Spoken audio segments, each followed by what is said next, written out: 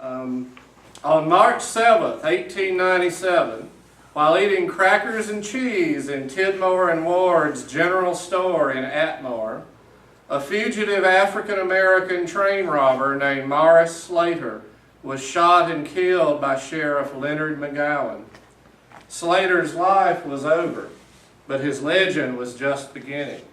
Slater was better known in life and in death as Railroad Bill.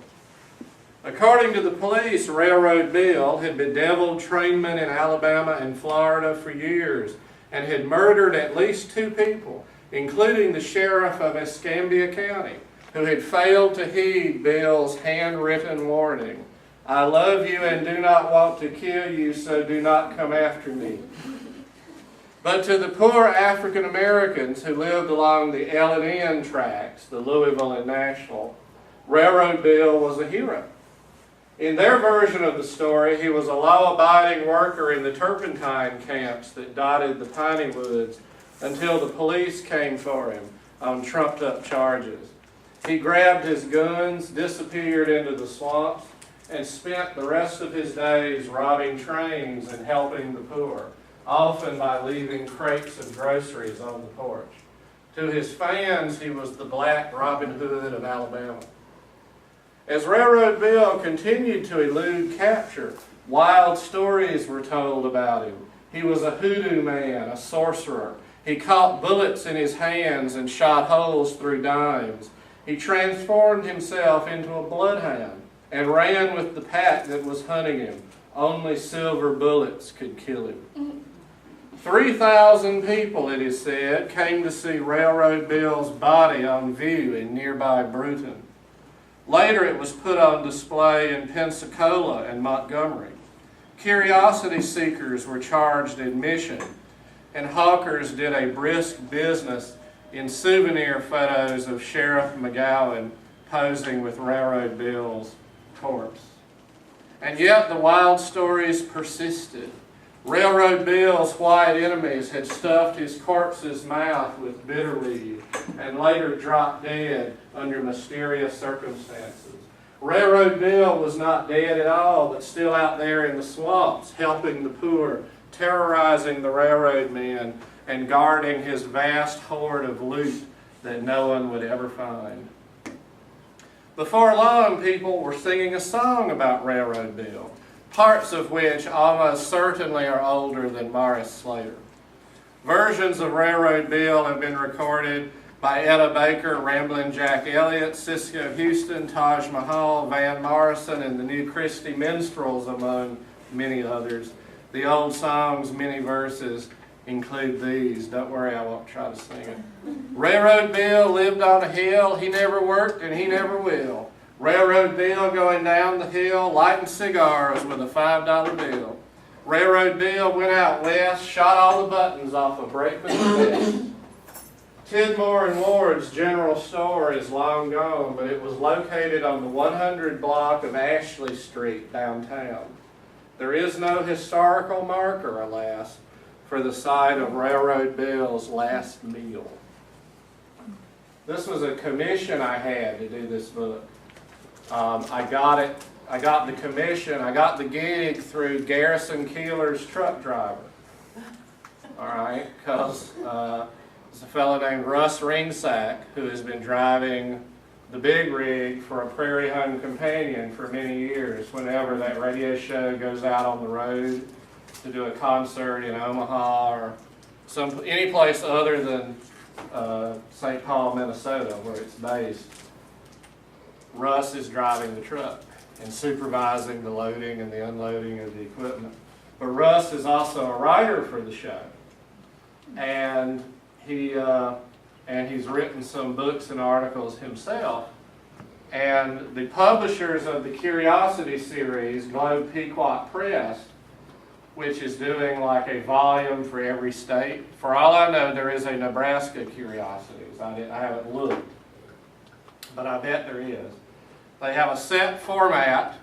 They want it to be something that people can drive around with in the glove compartment of their cars, so that wherever they happen to be, they can at least be where something odd or strange happened. So this otherwise innocuous block of downtown Atmore, they can find out why it was once famous.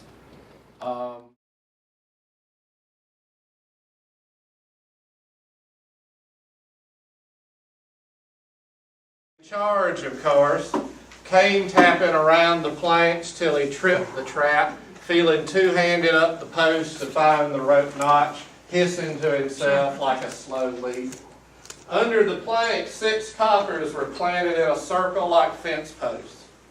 One had a bumble drilling into his shin, kicking the sawdust out behind, and another sprouted dandelions from his knobby knees. Everything grows in the rock candy country, even a copper's dried out joints. I once had a toothpick bloom halfway to my mouth, and that's true as the average.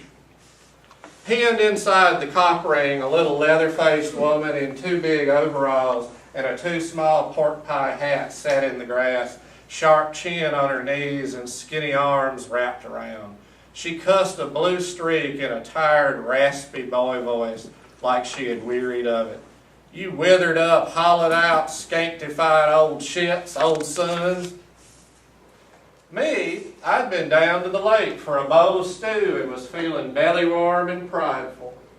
Some miracles get stale with use, and others go bad quicker than a Baptist flounder. But friends, a bowl of big rock stew, whether scooped from a lake or poured from a falls or welling up out of a crack in the rocks, will stay a miracle till the world looks level.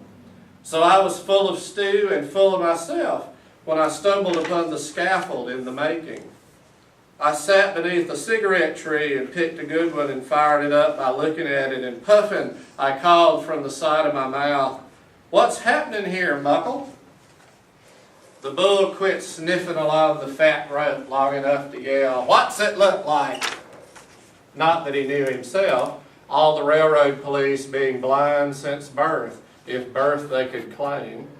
They were all just alike, but only one came around at any given time, and he always answered to Muckle. So whether Muckle was the full-time name of an individual or a sort of migrating title like a Cherokee talking stick, I had given up wondering long before. The setting sun flashed off Muckle's dark glasses as he sniffed his way to just the right spot.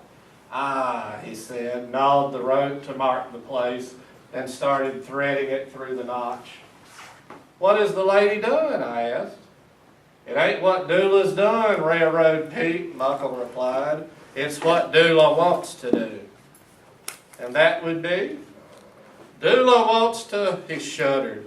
"Doula's trying to," he spat. "Doula's hankering to, angling to, ooching and boosting to work." "Work," snorted the prisoner. "Work," groaned the coppers. "Work," rumbled the far-off Big Rock Candy, its glittery crystal slopes to the north for a change. The ground shimmied, the air cooled. Mr. Muckle's dicky flew up out of his Sunday vest with a ping. A dark black cloud ate the sun and rained down on us a flock of roasted ducks, burnt on one side and raw on the other. "I ain't neither," Doula said. "You see," Muckle screeched, "you see what the world is coming to? Not a one of them ducks edible." He shoved his dicky back down and straightened his celluloid collar. The bull's always dressed as if for a railroad owner's ball.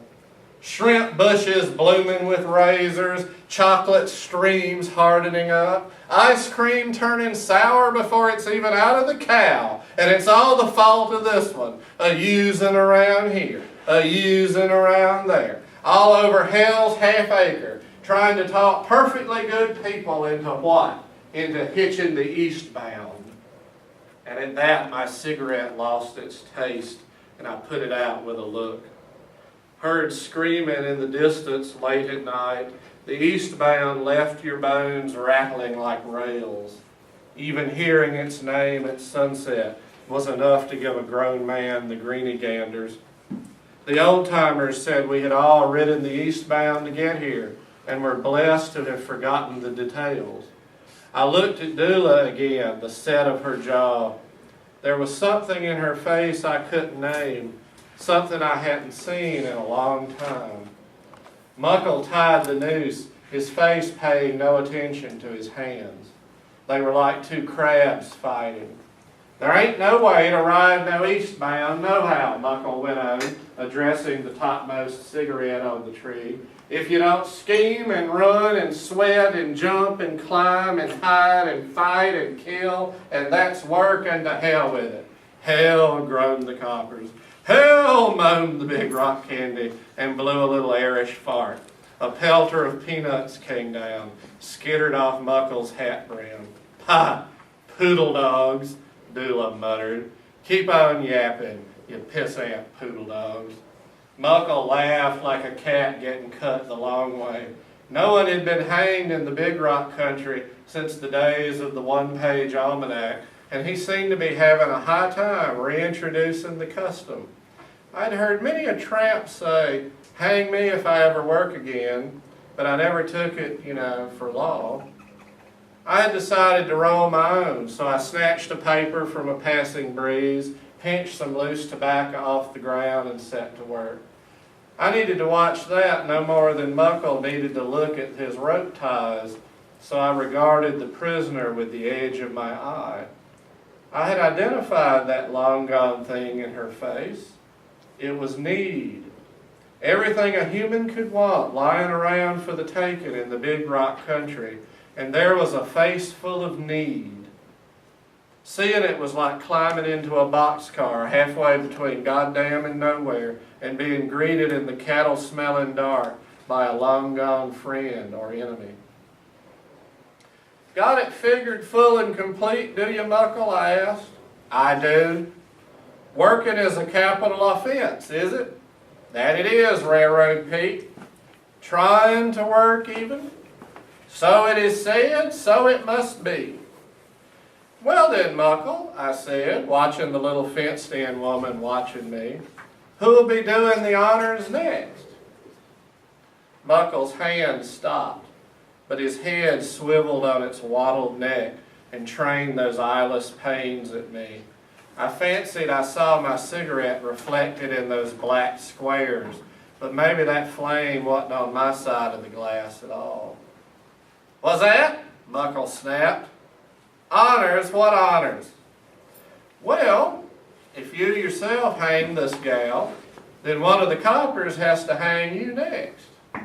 'Cause all this time I've been sitting here in the shade taking my ease and smoking free weed, you've been out there working your ass off and fixing to work even harder, hauling an easily 5-stone gal if she's a day, completely off the ground and holding her there till she's strangled dead. I call that work, and I say more stew for me."